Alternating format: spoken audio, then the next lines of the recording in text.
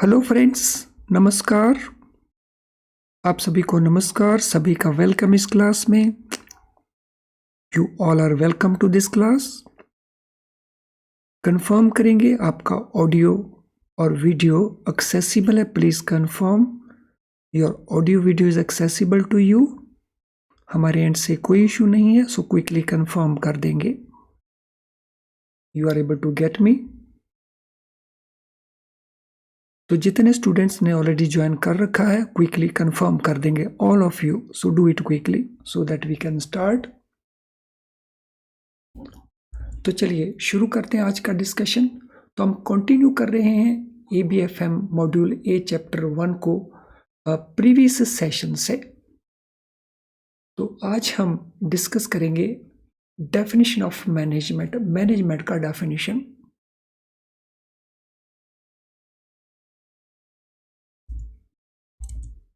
सो management का definition तो already हम डिस्कस कर चुके हैं। हम डिस्कस करेंगे मैनेजमेंट प्रोसेस को। So what is management process? Management process क्या है? Process of management involves multiple actions performed in a series to achieve objectives of the business enterprise. तो मैनेजमेंट प्रोसेस क्या है? So it is a set of multiple actions. So it involves multiple actions. It means it is a set of multiple actions. और इनको perform किया जाता है इन ए series, means एक के बाद एक। और ये क्यों परफॉर्म किया जाता है? To achieve business enterprise objectives.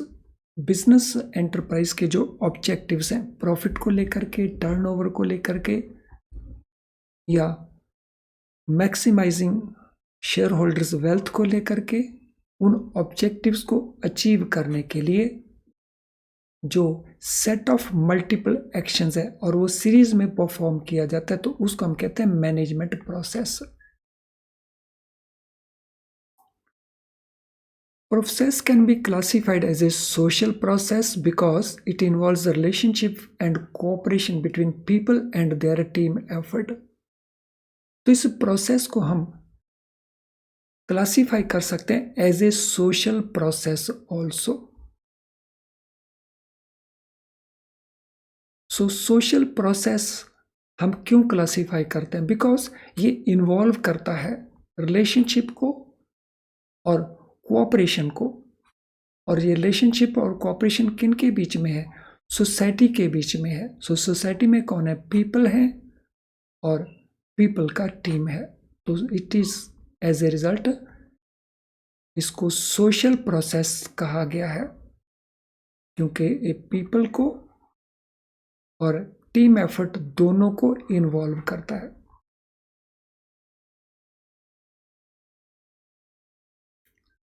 This process is continuous as developments on various issues such as economic, social, political, regulatory take place all the time. So हम इसको continuous क्यों कहते हैं? continuous development क्यों कहते हैं? continuous evolvement क्यों कहते हैं? So this process is a continuous as developments on various issues like economic issues, social issues, political, regulatory. So they keep on changing. उनमें चेंजेस होती रहती हैं, इसलिए ये प्रोसेस एक कंटिन्यूस प्रोसेस है।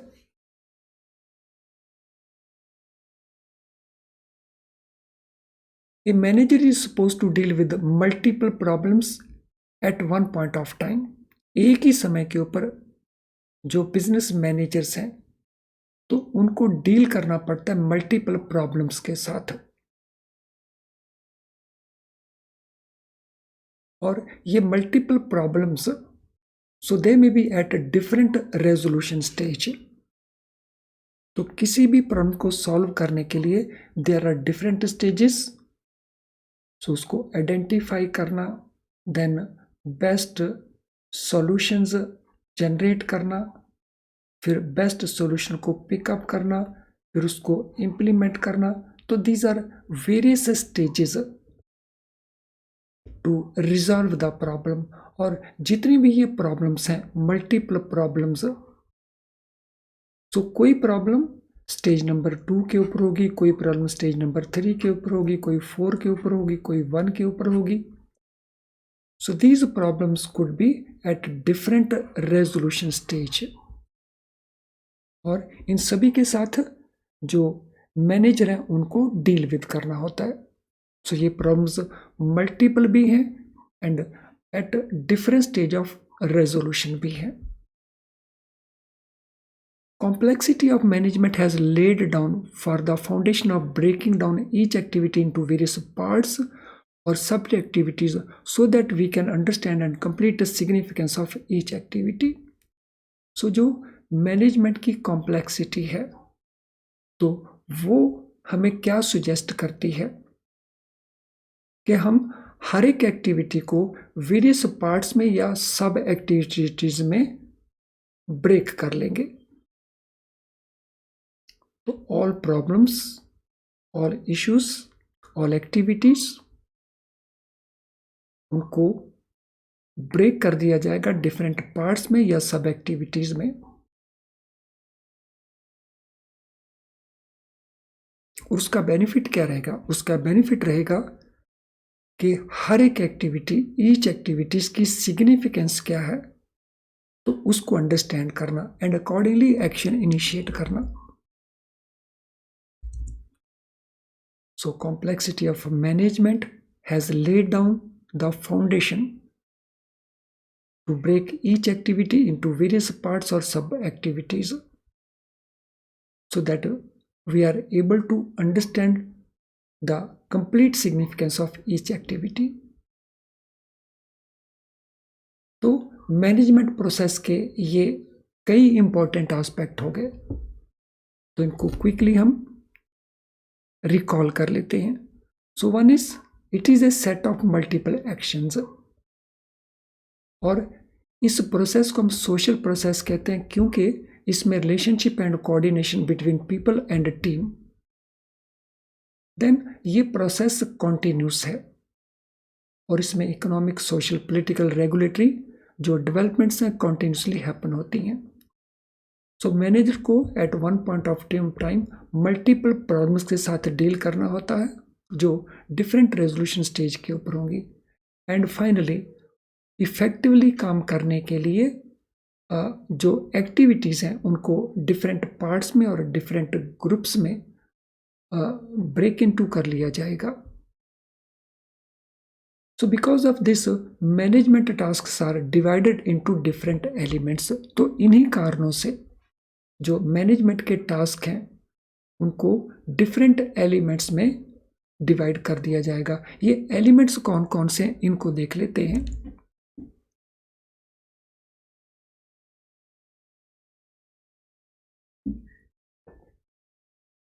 So what are these different elements? So planning का element है, प्लान करना, ऑर्गेनाइज करना,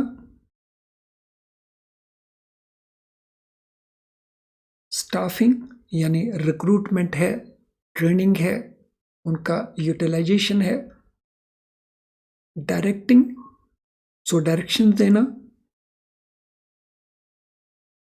एंड कंट्रोलिंग। सो मैनेजमेंट के जो भी टास्क हैं उनको इन डिफरेंट एलिमेंट्स में सेग्रीगेट कर लिया जाएगा, जिसमें first one is planning, then organizing, then staffing, then directing and then controlling। तो ये सारे के सारे मैनेजमेंट के इंपॉर्टेंट टास्क्स हैं।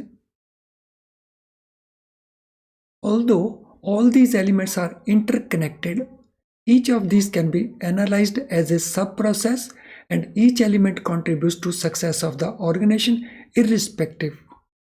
तो ये सारे के सारे एलिमेंट हालांकि इंटरकनेक्टेड हैं। सो ऑर्गेनाइजिंग तब होगा जब प्लानिंग होगा, और स्टाफिंग ऑर्गेनाइजिंग के ऊपर बेस्ड होगा। तो ये सारे के सारे इंटरकनेक्टेड है। एट द सेम टाइम ये अपने आप में सब प्रोसेस भी हैं। सो प्लानिंग एक सब प्रोसेस है, ऑर्गेनाइजिंग दूसरा सब प्रोसेस है, स्टाफिंग तीसरा सब प्रोसेस है। और ये सारे के सारे एलिमेंट्स कंट्रीब्यूट करते हैं सक्सेस ऑफ द ऑर्गेनाइजेशन। और उसमें ये नहीं देखा जाता कि किसी भी ऑर्गेनाइजेशन का साइज बिग है और स्मॉल है। So irrespective of the size of the organisation big है या स्मॉल है, तो सभी में ये इंपॉर्टेंट है इक्वली। या टाइप ऑफ ओनरशिप, वो पब्लिक कंपनी है या प्राइवेट कंपनी है, तो वहां पे भी ये सारे के सारी एक्टिविटीज एलिमेंट्स इन्वॉल्व होंगे। या वो सोल प्रोप्राइटर है, पार्टनरशिप है या कंपनी है, सो उसका कॉन्स्टिट्यूशन क्या है। या टाइप ऑफ ऑर्गेनाइजेशन क्या है, उसकी एक्टिविटी क्या है, इंडस्ट्रियल एक्टिविटी है, बिजनेस एक्टिविटी है, सर्विस एक्टिविटी है, प्रॉफिट एक्टिविटी है या नॉन प्रॉफिट एक्टिविटी है। तो ये सारे के सारे एलिमेंट सभी के ऊपर इक्वली एप्लीकेबल हैं और कंट्रीब्यूट करते हैं, और इनको हम एज अ सब प्रोसेस कंसिडर करते हैं। अब क्विकली इसके ऊपर बेस्ड जो क्वेश्चंस हैं उनको डिस्कस करके और क्लैरिटी की कोशिश करते हैं।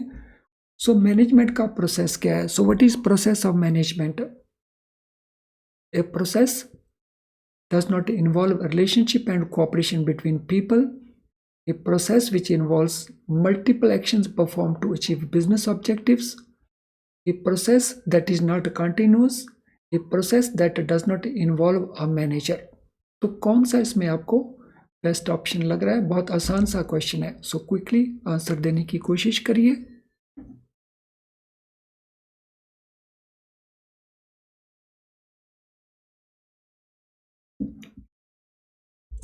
So answer here is B. So it is a process which involves multiple actions performed to achieve business objectives. Why is process of management considered a social process? So management के process को social process क्यों consider करते हैं? Because it does not involve relationships and cooperation between people, because it involves only one person, because it involves a relationship and cooperation between people and their team effort, because it is not related to social issues. तो कौन सा answer लगता है हमें most appropriate? सो एक बार फिर से बहुत आसान सा क्वेश्चन है। So it involves relationship and cooperation between people and their team. तो answer C. Is the process of management a continuous process? So management का जो प्रोसेस है क्या ये कंटिन्यूस प्रोसेस है? यस, नो, मे बी और none of the above. Yes, certainly it is a continuous process. तो answer is A. What kind of problems is a manager suppose to deal with? Manager किस तरह की problems को deal करना होगा? Only one problem at A time, multiple problems at same time, each of which could be at a different resolution stages, problem that do not require resolution, or problem that do not involve any decision making.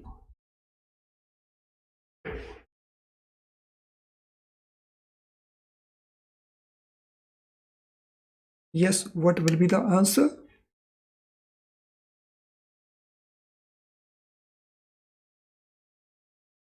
So answer here is B. Next question. Why is it important to break down each activity into various parts or sub activities? क्यों important है उसको break कर लेना? To make management process more complex, to make management process simpler, to understand and complete significance of each activity, and to ignore significance of each activity. So जो definition में हमने management process को break किया, तो उसके मुताबिक इनमें से कौन सा आंसर लगता है most appropriate? So it is to understand complete significance of each activity. what are various issues that a manager has to deal with? So manager so various issues कौन कौन से जिनके साथ डील करना होता है? Only economic issues, only social issues, only political issues, or various issues like economic, social, political or regulatory.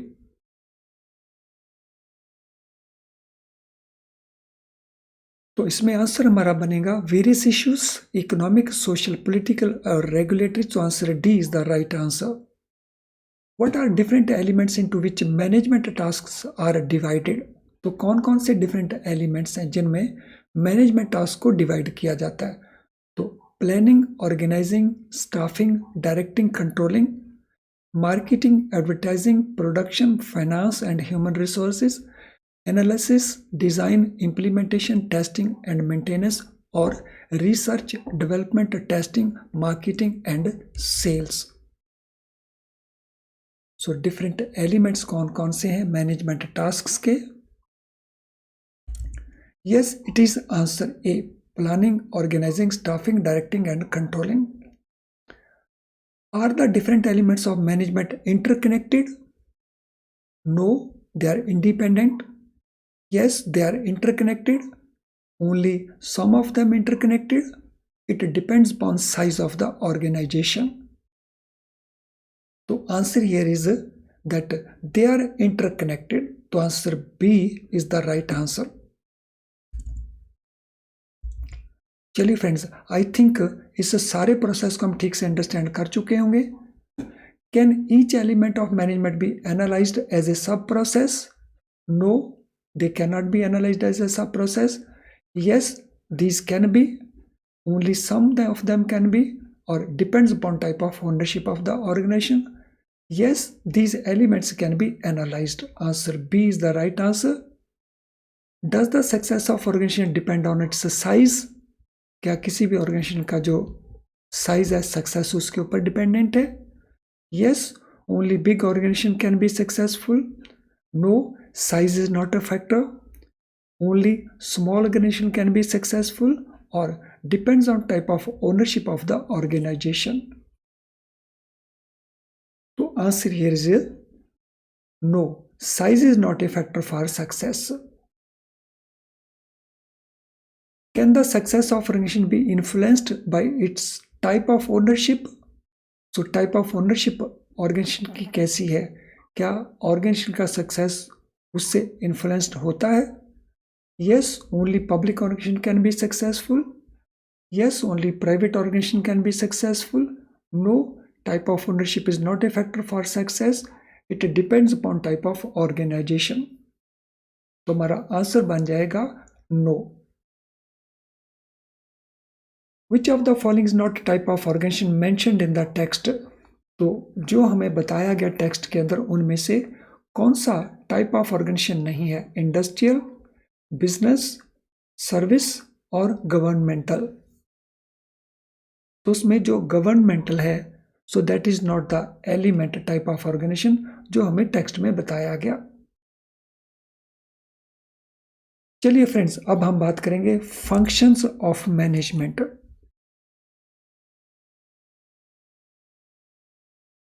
Functions of management, management के functions क्या क्या हैं?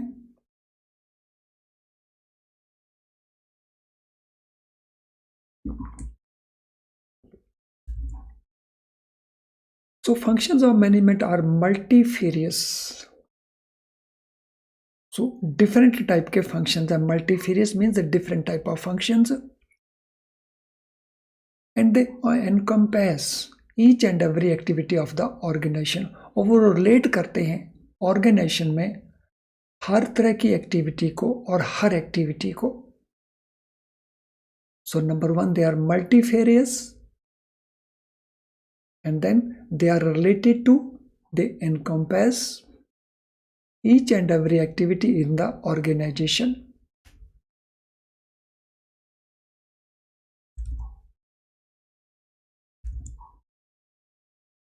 The responsibility of the manager may be different based on his hierarchy level in the organization. तो जो manager का responsibility है सो हर एक organisation के अंदर एक हायरार्ची लेवल होता है। सो मैनेजमेंट के डिफरेंट लेवल्स होते हैं। तो level 1 of management, level 2 of management, तो यहाँ पे टॉप मैनेजमेंट आ जाता है। तो यहाँ पे सीनियर एग्जीक्यूटिव्स आ जाते हैं। तो यहाँ पे मिडिल मैनेजमेंट आ जाता है और फिर लोअर मैनेजमेंट आ जाता है। तो these are different tiers of management, इनको हम कहते हैं हायरार्की। तो मैनेजर की जो रिस्पॉन्सिबिलिटी है वो डिफर करेगी बेस्ड ऑन हायरार्ची लेवल। तो यहाँ रिस्पॉन्सिबिलिटी डिफरेंट होगी, यहाँ पे डिफरेंट होगी, यहाँ पे डिफरेंट होगी और यहाँ पे डिफरेंट होगी। इन एनी केस मैनेजर किसके लिए रिस्पॉन्सिबल है? तो कौन कौन से वो एस्पेक्ट हैं जिनके लिए मैनेजर की रिस्पॉन्सिबिलिटी बनती है? तो ये रिस्पॉन्सिबिलिटी बनती है प्लानिंग के लिए। तो मैनेजर्स को प्लान करना है ऑर्गेनाइजेशन की सक्सेस के लिए कौन सी एक्टिविटी हो। मैनेजर्स को डायरेक्ट करना है और लीड करना है अपनी टीम को। तो managers have to direct the team and they have to lead the team also, lead the workers and other staff.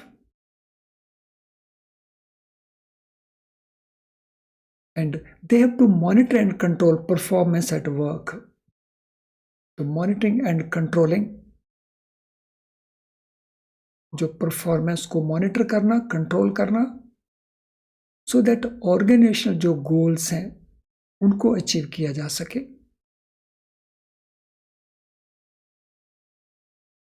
Through proper governance and risk management, ये सारा कुछ करते समय मैनेजर को क्या इंश्योर करना होगा? Proper governance and at the same time जो रिस्क हैं उनको भी मैनेज करना। So manager is responsible for planning, directing and leading the workers, monitoring and controlling performance at work, and while doing so he has to make sure that governance compromise ना हो और risk management focus में रहे। So what are three main functions of the management? Management के तीन important functions कौन कौन से हैं? Planning, directing and leading, planning, leading and monitoring, leading, monitoring and controlling, directing, monitoring and controlling. So तीन main function है, planning, directing and leading. That is answer 1. What does responsibility of manager depend upon? So manager की responsibility किसके ऊपर depend करती है? Size of the organization, industry in which organization operates, hierarchy level of the manager in the organization or location of the organization. So certainly it is hierarchy level of the manager. So answer C is the right answer. Which function of management involves overseeing performance of workers and staff? तो organisation के जो functions हैं management से related, उनमें कौन सा function ऐसा है which oversees performance of workers and staff? Planning part, directing part, leading part और मॉनिटरिंग एंड कंट्रोलिंग पार्ट। तो certainly it is monitoring and controlling. What is role of governance and risk management in the function of management? तो governance का और risk management का role क्या है management के functions के अंदर? They are not relevant to the functions of management, they are important to planning, they are important for directing and they are important for monitoring, controlling performance at work. तो answer D जो है that is most appropriate answer for this purpose. चलिए friends, मैं देख रहा हूं हमारे बहुत सारे स्टूडेंट्स हैं जिनका लाइक डिसलाइक अभी तक भी नहीं हुआ है, तो वो क्विकली लाइक डिसलाइक को कंप्लीट कर देंगे।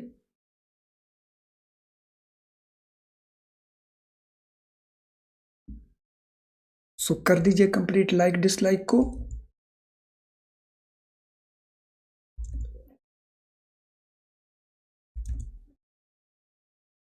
सो ये याद रखिए कि CIB के अंदर केस स्टडीज का बहुत इंपॉर्टेंट वेटेज है। अगर आप केस स्टडीज नहीं करेंगे सभी पेपर्स में तो CIB को पास करना, पासिंग मार्क्स लेना, वो टास्क डिफिकल्ट रहेगा। इसलिए केस स्टडीज को बिल्कुल इग्नोर करना। तो पहले कॉन्सेप्ट बिल्ड करिए बाय यूजिंग वीडियो लेसन्स या बाय रीडिंग द बुक, और फिर केस स्टडीज ज़रूर करिए, जितनी भी आपको मिलती हैं ज़रूर करिए। तो इनके लिए आप चाहें तो हमारे वीडियो लेसन्स को भी रेफ़र कर सकते हैं। बेस्ट क्वालिटी वीडियो लेसन्स हमारे हैं और वो भी बहुत लो प्राइस के ऊपर अवेलेबल रहते हैं। लेकिन इनको छोड़िए मत, हमारी ऐप में ये चीज़ें आपको मिल जाएंगी। So you must take benefit of the facilities available. चलिए अगले पार्ट के ऊपर चलते हैं। So how do functions of management affect every activity of the organisation? They are limited to specific departments. They are only relevant for large organizations. They are multifarious and encompass each and every activity of the organization. They are only applying to managerial roles. तो कौन सा option हमें correct लगता है? So they are multifarious and they encompass, वो relate करते हैं each and every activity in the organization. Now planning function क्या है? What is planning function?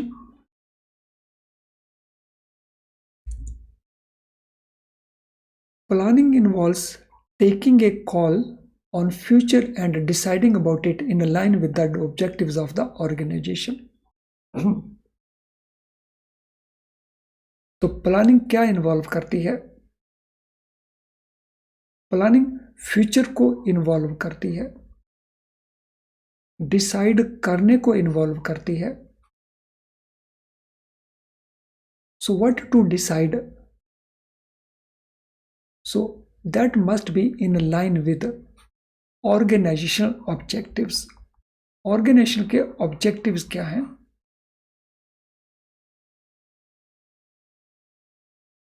तो इन लाइन विद जो डिसीजंस लेने हैं तो वो इन्वॉल्व होते हैं प्लानिंग के अंदर। तो प्लानिंग में क्या क्या आता है? It involves what? So planning involves what? It involves setting of goals, goals को सेट करना, और गोल्स रियलिस्टिक होने चाहिए। So setting of realistic goals,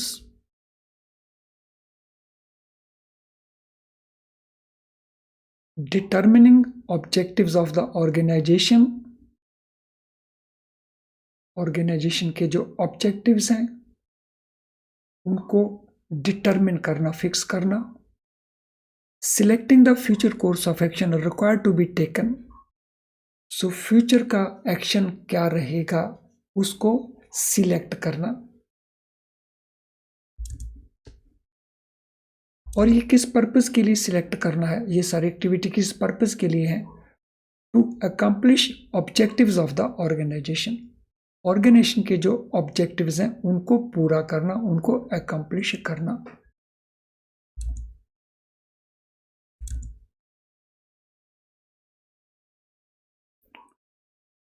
activities of the business entity get the desired direction with planning. तो planning का benefit क्या है कि बिजनेस की जो एक्टिविटीज़ हैं, बिजनेस ऑर्गेनाइजेशन की जो एक्टिविटीज़ हैं, तो उनको एक प्रॉपर डायरेक्शन मिल जाता है कि किस ओर मूव करना है प्लानिंग के साथ।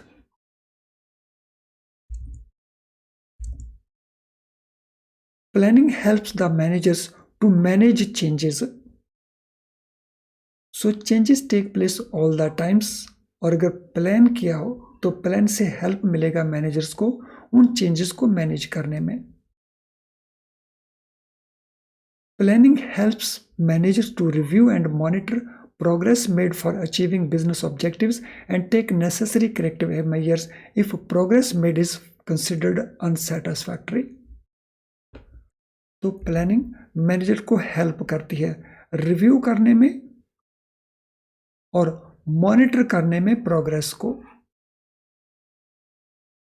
और अगर प्रोग्रेस अनसेटिस्फैक्ट्री है, मीन्स अकॉर्डिंग टू प्लान नहीं है, तो फिर करेक्टिव मेजर लेने में भी हेल्प करती है।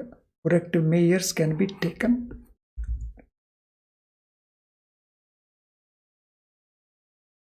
वेल फ्रेंड्स, इस एस्पेक्ट को हम कंटिन्यू करेंगे और लेसन्स के अंदर।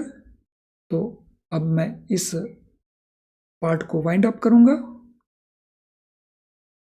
आज के हमारे सेशन के साथ रिलेटेड आपका कोई भी क्वेश्चन हो तो आप अपने क्वेश्चन इसका जो कमेंट बॉक्स है वीडियो का, उस कमेंट बॉक्स में टाइप कर सकते हैं।